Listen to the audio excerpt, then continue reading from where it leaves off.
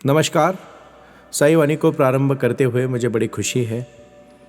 आज इस विषय को हम बहुत सारे गहरी विचारधाराओं के प्रति सबके साथ जोड़ रहे हैं और हमारा विचारधारा का जो प्रयास है वो सबको विकास करने का है और विकास इसी तरह से होता है कि जो हमारी मन की भावना को समझे। मैं थोड़ा विस्तार के साथ आप सबको कहना चाहूँ, जब हम हमारे जीवन में कुछ नियम रखते हैं और उस नियम के ऊपर सदा चलने की कोशिश करते हैं और उसमें मार्ग में बहुत कितने भी समस्याएं क्यों ना आए, उसके लिए हम जब हमारी राह नहीं छोड़ते तो हम पहुंच जाते हैं। हम एक दिन में पहुंचते नहीं है, बट एक दिन जरूर पहुंचते अगर हम रास्ते पे सही चले तो। भावना आती है प्यार की, भावना आती है प्रेम की, भावना आती है समर्पण की। एक स्त्री, एक बुद्ध के जमाने की बहुत असीम कहानी है, मैं आप सबको यहाँ बताना चाहता हूँ। कहानियाँ मैं इसलिए बताता हूँ कि आप साई के विचार श्रद्धा सबूर के माध्यम से समझते हो, बट जब कोई कहानी मन में हमारे विचारधारा में हमें प्रेरित करती है तो हम जिंदगी भर उस कहानी को भूल नहीं सकते, ना भूलना चाहते हैं। हिंदी हमारी राष्ट्रभाषा है और भारत में सभी लोगों को हिंदी भाषा आती है, तो मैं हिंदी को माध्यम जोड़ता हूँ। हालांकि मैं आगे जाके हर भाषा में आपके साथ साई वाणी का प्रबोधन करने का प्रयास करने वाला हूँ, जो प्रयास सिर्फ हम जैसे लोगों को नहीं बट हम सबको जोड़ने का प्रयास करेगा। एक स्त्री की कहानी है जो भगवान जीसस क्राइस्ट, जिनको कोई लोग जीसस क्राइस्ट बोलते हैं, कोई मतलब हमारे जीवन में जीसस क्राइस्ट के प्रति, यीशु ख्रिस्त के प्रति यह कहानी बहुत प्रचलित है।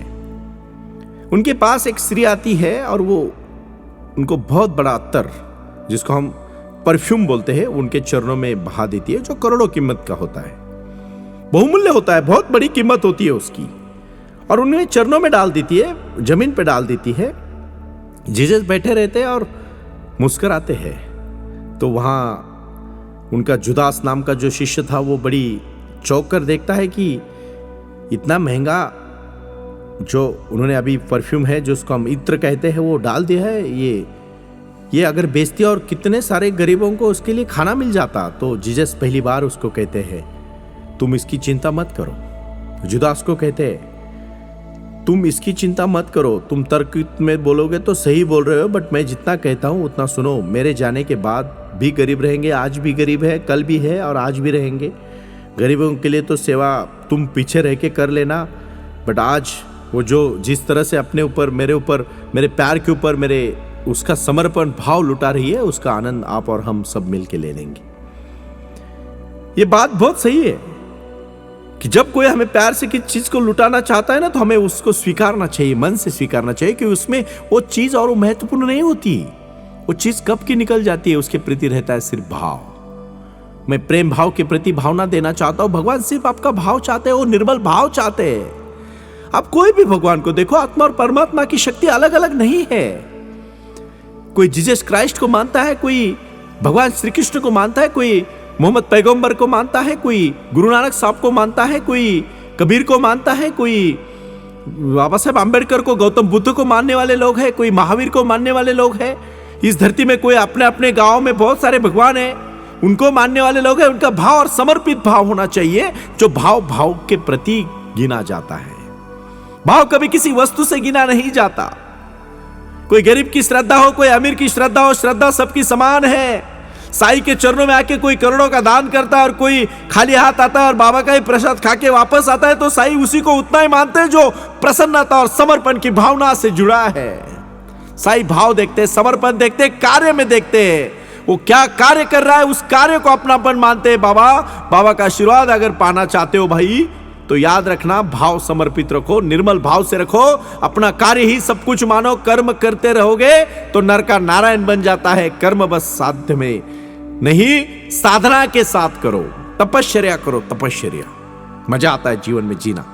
अगर आप अपने जीवन में खेती करने वाले, हाँ मेरे कुछ मित्र बैठे हैं, मैं कहना चाहता हूं, खेती की मशागत करोगे तो खेती अच्छी रहेगी। शरीर की मशागत करोगे तो शरीर अच्छा रहेगा। बुद्धि को अगर हर दिन कुछ ना कुछ खाद्य दोगे तो बुद्धि तलक रहेगी। अगर उसके लिए भूल जाओगे तो वो भी आपको एक दिन भूल देगी। लोग कहते हैं अल्जाइमर हो गया, मैं तो कहता हूं कोई बीमारी नहीं है। बीमारी उसी को होती है जो उस चीज को इस्तेमाल करना बंद कर देता है। हमारे यहाँ तो बच्चे पढ़ते हैं सिर्फ नौकरी पाने के लिए, नौकरी मिल गई तो पढ़ना भूल जाते हैं। बहुत सारे लोग कहते हैं कॉलेज ड्रॉपर अमीर कैसे बन जाते हैं। अरे कॉलेज ड्रॉपर सिर्फ अमीर बन जाते हैं क्योंकि वो जिंदगी भर पढ़ना चाहते हैं।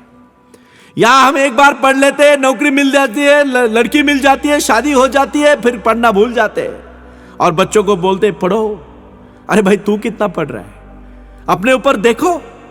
मैं इस विषय में आप सबको कहना चाहता हूं कि जीसस क्राइस्ट के पास, यीशु ख्रिस्त के पास जब वो महिला आई तो उन्होंने अपना बहुत बड़ा इत्र बोलते हैं उसको उर्दू में, तो मैं कहना चाहूंगा कि उसको हम अत्तर कहेंगे, जो बहुत आम भाषा में, बोली भाषा में सबको समझ में आएगा।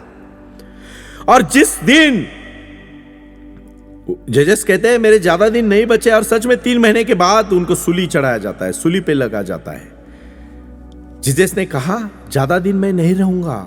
वो बातें उसको याद आती है, जल्द ही मेरा विदा होने का क्षण आएगा।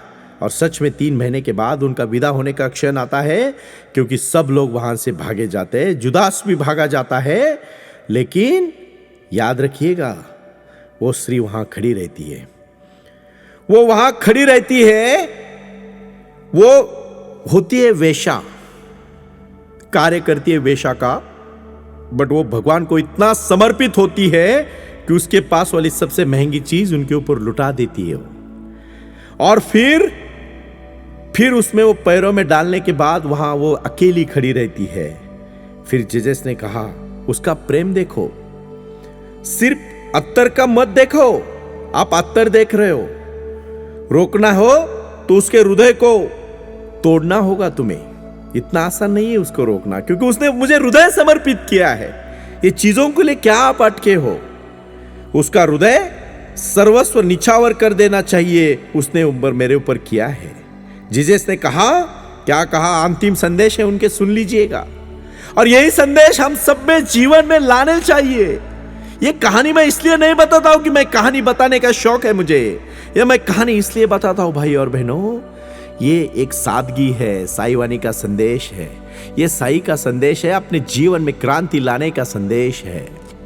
वो कहते हैं प्रेम से लाई गई भेंट का मूल्य जांचना, वह निर्मूल्य हो जाना वो बहुमूल्य हो जाती है।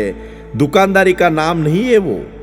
ये दुकानदारी कहां तक जाएगी? जहां तक प्रेम है। वह घास का एक फूल भी आएगी तो भी वो बहुत महत्वपूर्ण है, उसके लिए किसी मतलब इत्र की, किसी अत्तर की जरूरत नहीं है। वो घास भी लाती ना और वो समर्पित भावने से दे देती ना, तो वो भी बहुत बड़ी बात है हमारे लिए।